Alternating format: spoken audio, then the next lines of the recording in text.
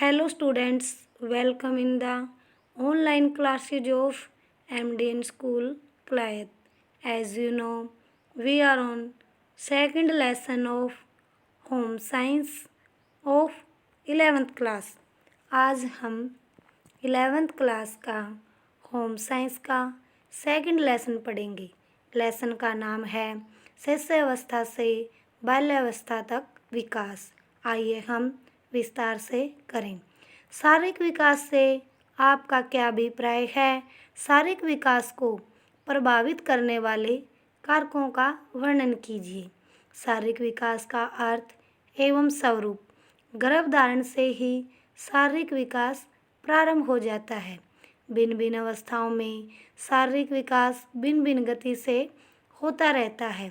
गर्भकालीन अवस्था में शारीरिक विकास की गति अन्य विकास अवस्थाओं की अपेक्षा अधिक तीव्र होती है। बच्चों का अस्तित्व माता के डिंब तथा पिता के शुक्राणुओं के संयोजन एवं निषेचन होने पर नए कोष युग्मनज के निर्माण से शुरू होता है।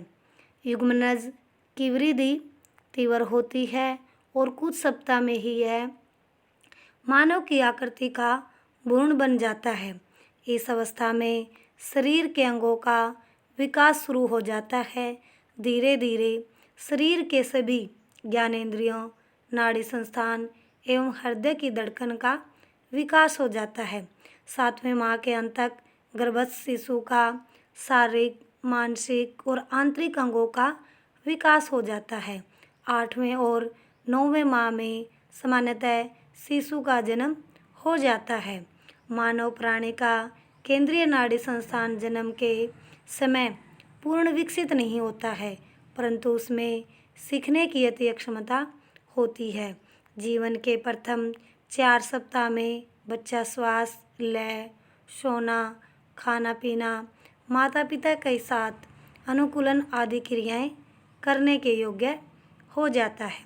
लगभग 18 महीनों में उसमें संवेदी क्रियात्मक योग्यताएं तथा प्रारंभिक समाजीकरण का प्रारंभ हो जाता है। जैसे जैसे बच्चे की आयु बढ़ती है, उसकी अन्य गतिविधियां बढ़ जाती है। एक बच्चा एक निश्चित आयु में क्या कर सकता है और क्या नहीं, ये उसके शारीरिक विकास पर निर्भर करता है। बच्चा आकार और शक्ति से जैसे जैसे बढ़ता है, उसके अनुभव तथा क्रियाएं भी अधिक होती जाती हैं। उदाहरण के लिए वह विद्यालय में जाने लगता है तथा आयु के अनुसार खेलों में भी भाग लेता है। इस प्रकार बच्चे का शारीरिक विकास उसके सामाजिक व्यवहार को काफ़ी सीमा तक निर्धारित करता है। इसके अतिरिक्त शारीरिक विकास अप्रत्यक्ष रूप से उसके आत्म प्रत्यय तथा दूसरों के प्रति अभिव्यक्तियों को भी प्रभावित करता है।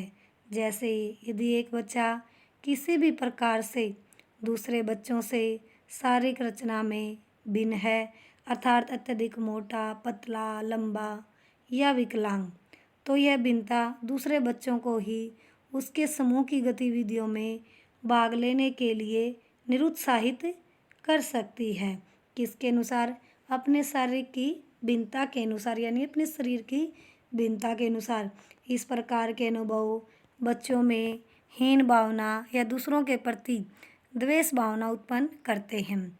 शारीरिक विकास की प्रकृति एवं अनुक्रम का प्रभाव बच्चे की भिन्न भिन्न विकास अवस्थाओं में उसके व्यवहार पर भी पड़ता है। शारीरिक विकास की प्रक्रियाएं नियमित व निरंतर नहीं होती, बल्कि उसमें उतार चढ़ाव आते रहते हैं। अर्थात यह नहीं कहा जा सकता कि एक बच्चा प्रति मास इतने ग्राम वजन व इतने इंच ऊंचाई की दर से बढ़ेगा। शारीरिक विकास की 4 मुख्य अवस्थाएं हैं, जिनमें से 2 अवस्थाओं में क्या है, जो 2 अवस्था हैं उसमें क्या है, वृद्धि मंद गति से होती है, मतलब कम धीरे धीरे, तथा अन्य 2 में तीव्र गति से होती है, यानी तेजी से। जन्म से लेकर 2 वर्षों तक बचपन अवस्था शारीरिक विकास सबसे तीव्र गति से होता है। कब तक? 2 वर्षों तक। और उसके पश्चात 3 से 11 वर्ष की आयु तक बाल्यावस्था, यह विकास मंद गति से होता है, यानी कि मंद धीरे धीरे विकास होना। और वह संधि के किशोर अवस्था के प्रारंभ तक शारीरिक विकास की गति में पुनः स्फुरण आता है। और क्या है पुनः स्फुरण? यानी क्या है? किशोर अवस्था के बाद विकास की गति निरंतर घटती जाती है। लड़कों तथा लड़कियों में विकास की प्रकृति लगभग एक समान होती है, परंतु उनके स्फुरण काल में अंतर होता है। शारीरिक परिपक्वता यानी मैच्योर होना प्राप्त होने पर वयस्क अवस्था में जो ऊंचाई होती है वो बनी रहती है, परंतु वजन की वृद्धि अस्थिर हो जाती है। किसी में ज़्यादा होता है, किसी के शरीर में कम, यानी भी पतला होना, मोटा। यद्यपि ये वृद्धि अवस्थाएं सार्वभौमिक होती हैं, परंतु बच्चों के शारीरिक विकास में व्यक्तिगत भिन्नताएं भी महत्वपूर्ण हैं। प्रत्येक बच्चा अपने विकास प्रतिमानों में शीघ्र या देर से समान रूपता दर्शाता है। यद्यपि शारीरिक विकास में शरीर के कार्य न्यूनाधिक एक संगठित इकाई के रूप में होते हैं, फिर भी शरीर के विभिन्न अंगों का अपने समय के अनुसार मंद और तीव्र गति से विकास होता रहता है। विभिन्न अवस्थाओं में विकास की गति भी भिन्न भिन्न होती है। प्रारंभ में विकास शरीर के शीर्ष भाग से सिर तक की वृद्धि मंद व अन्य अंगों की तीव्र तथा धड़ की वृद्धि माध्यम होती है।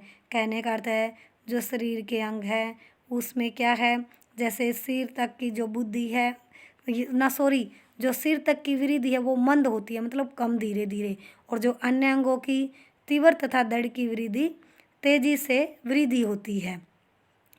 मानसिक एवं चेहरे की परिपक्वता आकार व विकास की दृष्टि से दूसरे अंगों की अपेक्षा पहले अनुभव होती है। अध्ययनों में यह देखा गया है कि शारीरिक तथा मानसिक विकास का परस्पर आपस में क्या है, गहरा संबंध है। अर्थात जब शारीरिक विकास तीव्र गति से होता है तो मानसिक वृद्धि की तीव्र गति से होती है। इसी प्रकार शरीर का मंद विकास मानसिक विकास की गति को मंद करता है। स्वास्थ्य एवं पोषण शारीरिक तथा मानसिक विकास दोनों को प्रभावित करते हैं। आइए हम शारीरिक विकास को प्रभावित करने वाले कारकों के विषय में पढ़ेंगे। इसमें कोई संदेह नहीं कि शारीरिक विकास का व्यक्ति के मानसिक विकास से भी गहरा संबंध होता है। अतः शारीरिक विकास के लिए आवश्यक कारकों की ओर समुचित ध्यान दिया जाना चाहिए। स्वस्थ विकास का उचित अथवा अनुचित प्रकाश व्यवस्था, उपयुक्त अथवा अनुपयुक्त भोजन, मनोरंजन, विश्राम आदि से सापेक्षिक संबंध होता है। ये सभी कारक विकास के स्वरूप एवं गति का निर्धारण करने में सहायक होते हैं। आइए हम शारीरिक विकास को प्रभावित करने वाले कारकों को विस्तार पूर्वक पढ़ेंगे। सबसे पहले क्या है? वातावरण।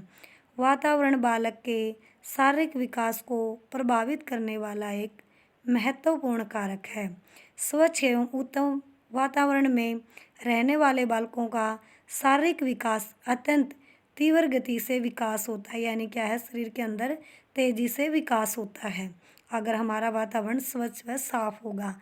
और इसके विपरीत गंदी गलियों एवं छोटे बंद मकानों में रहने के कारण बालक अस्वस्थ रहते हैं, यानी कि बीमार रहते हैं। उन्हें वहाँ शुद्ध वायु तथा धूप नहीं मिल पाती, अतः उनके शारीरिक विकास की गति मंद होती है। क्रो एवं क्रो के अनुसार बालक के स्वाभाविक विकास में पर्यावरण के तत्व सहायक अथवा बाधक होते हैं। अब हम पढ़ेंगे हमारा सेकंड हेडिंग, स्नेह एवं प्रेम। बालकों के समुचित शारीरिक विकास हेतु स्नेह एवं प्रेम एक आधार का काम करते हैं। परिवार में अपने अभिभावकों, भाई बहनों तथा अन्य सदस्यों में स्नेह न मिलने के कारण वह दुखी रहता है, जिससे उसके शरीर का विकास असंतुलित रूप से नहीं हो पाता। और इसके अतिरिक्त छोटी आयु में माता पिता की मृत्यु हो जाने के कारण बालक को अनेक कष्ट सहन करने पड़ते हैं, जिससे उनका समुचित शारीरिक विकास होने में क्या है, बाधा उत्पन्न होती है, यानी जो शारीरिक विकास होने में रुकावटें आती हैं। खेल एवं व्यायाम। किशोरों के समुचित विकास के लिए खेल एवं व्यायाम की ओर भी ध्यान दिया जाना चाहिए, क्योंकि इनका प्रभाव भी बालक के शारीरिक विकास पर पड़ता है। निद्रा एवं विश्राम। निद्रा एवं विश्राम भी बालक के शारीरिक विकास को प्रभावित करने वाला एक महत्वपूर्ण कारक है। निद्रा एवं विश्राम के अभाव में भी बालक कभी भी स्वस्थ नहीं रह सकता। इसलिए छोटे बालकों को अधिकाधिक समय तक सोने दिया जाना चाहिए, यानी ज़्यादा समय तक सोने दिया जाना चाहिए। विश्राम से बालक की क्रियाशीलता में वृद्धि होती है। कार्य करने में यदि बालक थका हुआ हो तो उसे शारीरिक विकास में बाधा उत्पन्न होती है। भोजन। किशोरों के समुचित शारीरिक विकास हेतु स्वास्थ्यवर्धक भोजन मिलना अति आवश्यक होता है। सोरेनसन के शब्दों में स्वास्थ्यवर्धक भोजन थकान का शत्रु तथा शारीरिक विकास का गहरा मित्र है। नियमितता का अभ्यास उत्तम स्वास्थ्य की आधारशिला नियमितता यानी नियमित डेली का अभ्यास होता है। अतः किशोर के सोने, खेलने, खाने, पढ़ने इत्यादि का समय निर्धारित होना चाहिए। सुरक्षा। किशोरों के समुचित विकास के लिए सुरक्षा की भावना का अत्यंत महत्व होता है, इसलिए बालक में इस भावना का होना अति आवश्यक है।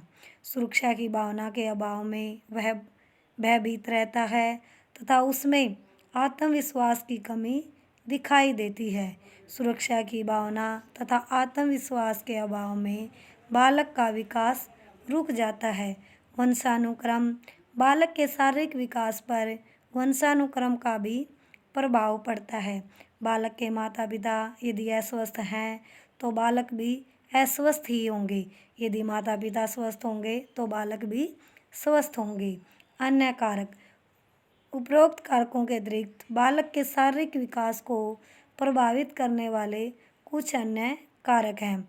दोषपूर्ण सामाजिक रीति रिवाज, परिवार की आर्थिक दशा, जलवायु, किसी दुर्घटना अथवा रोग के कारण होने वाली विकृतियाँ, ग्रंथियों से पैदा होने वाले रस इत्यादि।